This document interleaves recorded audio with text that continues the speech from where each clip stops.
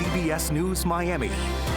Good afternoon and thank you for joining us. I'm Lauren Pastrana and welcome to CBS News Miami's 4 p.m. Quickcast. Let's take a look at today's top stories. Always alerting, always tracking. This is Next Weather.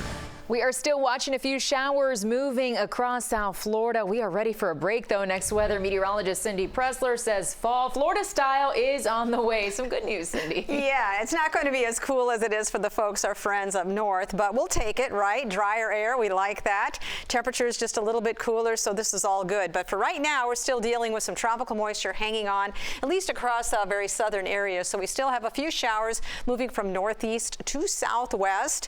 All that heavy rain that we picked up over the weekend, that's going to be coming to an end. So a little bit of a shower going just to the southwest of Fort Lauderdale. This one tracking off to the south and east. Pembroke Pines, Weston area, these are all light showers, by the way. A little bit heavier. There was some thunder, lightning this afternoon earlier. This is all now tracking to the south, moving into the Keys. So they're going to hang on to this rain just a little bit longer than we will here in the Miami area in Fort Lauderdale. So yet for this evening, there will be some on and off showers and thunderstorms. But look at that dry air. The front has gone through, so now it's sitting over the Keys. That is drier air that wants to move in here, and that's the stuff that we just love to see, especially during the rainy season. So this is going to be a nice break for us. It's been so hot and humid. This is nice for the rest of the week. Right now it's 86 degrees, and that happens to be our warmest temperature so far today. But if we get a little bit of sunshine, that can always pop up 1 or 2 degrees yet. 81 at Homestead, 83 in Fort Lauderdale. Marathon still sitting in the mid-80s down there as well. So let's put this into motion for you. 5 o'clock, you still see some showers, both Broward and Miami-Dade. We're going to continue to have them move through the area, but certainly nothing heavy, nothing severe. By 9 o'clock, already starting to clear out, so partly cloudy tonight. But oh yes, the Keys still getting some rain overnight into tomorrow morning. So if you're down around Key Largo, Isla Mirada, Key West, you're still going to see some showers down there. And even tomorrow with this drier air, look at this. We still have, with a northeasterly flow, 1 or 2 showers in the afternoon. 3 o'clock, just kind of spotty throughout the area. Again, not widespread, nothing like we saw over the weekend. And again, heading into Wednesday, even with the drier air in place, we're giving it a very low chance for this rain, but a spotty shower cannot be ruled out. So there's the front that washes out. Deep tropical moisture sits to the south. Drier air moves in with a northeasterly flow. This is going to be nice. This will hang on for the entire week. Look at these low rain chances. This is almost like the dry season. When you drop it down to 20 to 30% chance in October, this is good, at least early October. Tracking the tropics, speaking of October, we don't have a lot going on right now. We still have Philippe out there in the Atlantic. It is still a tropical storm, continues to track its way onto the north. No threat whatsoever to anything, so we're going to continue to watch that. Now Bermuda could get brushed with that, and of course the island is getting brushed with some winds and maybe some squally showers down there, but that's really about it. So here's your forecast. Enjoy this fall-like week for us. Temperatures, okay, upper 80s, maybe near 90 degrees, but you'll notice the lower humidity. Overnight lows dropping it in the mid to upper 70s. This is all good stuff. The good stuff, Cindy. Thank you. Police released new surveillance video from a shooting that left one man in critical condition. Police say a group of people were outside a home when a white truck pulled up and someone inside opened fire. A person from the group then ran after the truck and fired back. This happened back in April along Northwest 51st Street. Police say 29-year-old Kenneth Cruz was shot in the head. If you have any information that can help police find the shooter, give them a call. And terrifying video of a man seen attacking a victim with a machete during a road rage incident. Luis Ruiz Herrera was arrested after cell phone video captured him exiting his vehicle with a machete in his hand and approaching a man on a scooter along Northwest 42nd Avenue just south of 36th Street in Miami Springs. The victim is seen retreating when Ruiz Herrera swings the machete, striking him on the cheek and causing a cut. Ruiz Herrera then got back into his vehicle and drove away. Ruiz Herrera says he attacked the man because the victim verbally disrespected his mother. A man is in jail after police say he disrupted a synagogue service in Sunny Isles. 47-year-old Udel Antonio Herrero is accused of willfully and maliciously interrupting and disturbing the congregation holding Shabbat services at the King David Chabad. Police say Herrero made anti-Semitic comments toward those entering the synagogue and disrupted the services by standing outside and blowing a ram's horn in an attempt to drown out the prayers of the worshipers. Former President Donald Trump headed back to court earlier today. It's the beginning of a civil real estate fraud case where New York prosecutors accused Trump, his two oldest sons, and the Trump Organization of overvaluing his properties by hundreds of millions of dollars. CBS News Miami's Astrid Martinez joins us live from New York. And Astrid, if former President Trump is convicted of the civil real estate fraud charges, what sort of repercussions could he be facing?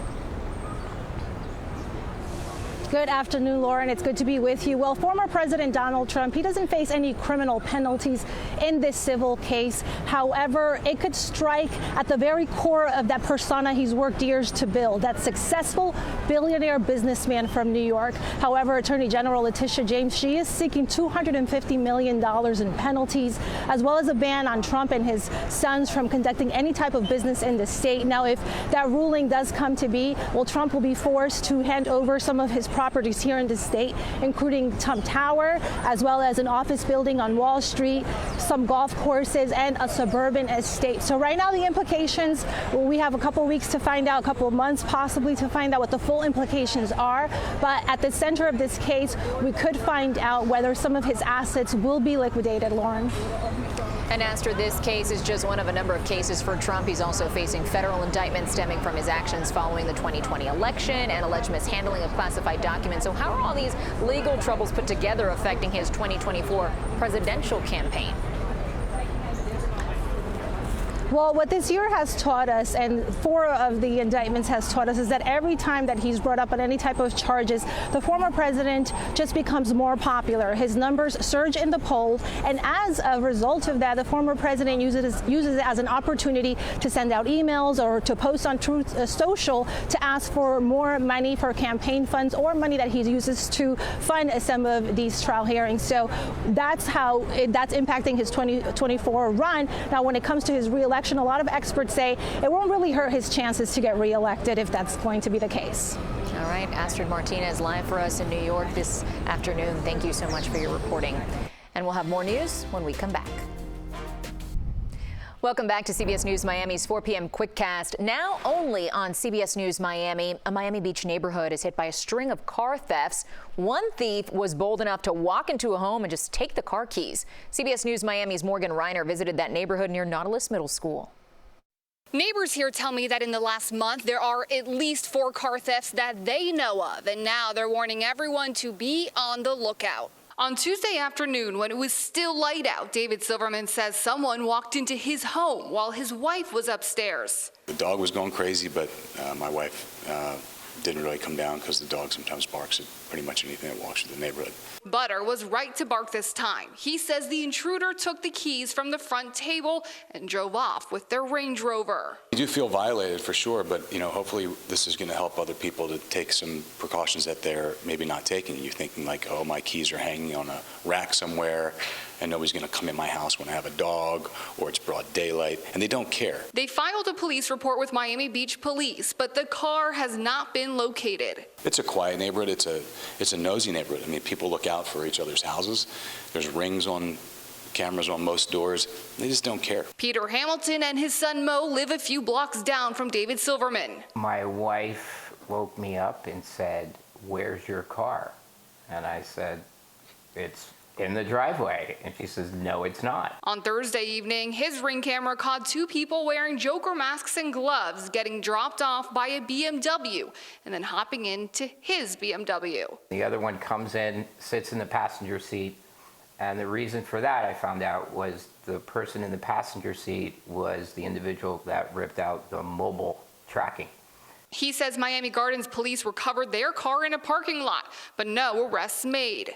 These guys are going to keep going and stealing more cars, and they're probably not going to get caught. And in the same neighborhood, this Ring camera caught an unmasked man hop into a Jeep. He spends time hot wiring the car. This family did not want to go on camera, but they said the police did recover their car, and this man did get caught. So remember to lock your cars, lock your house doors, and to be on the lookout. On Miami Beach, Morgan Reiner, CBS News, Miami. And it's hard to believe the new season for the Miami Heat is right around the corner. The team holding Media Day today. And here's what Jimmy Butler had to say about the team's chances this season when he came out, as he called it, in his emotional state. Like I always say, I know what I'm capable of. I know what my guys are capable of, so we'll continue to play basketball as a unit, as a team, and somehow, some way, end up in the finals. This time we're going to win it, and then y'all going to say they got lucky, so I'm prepared for it.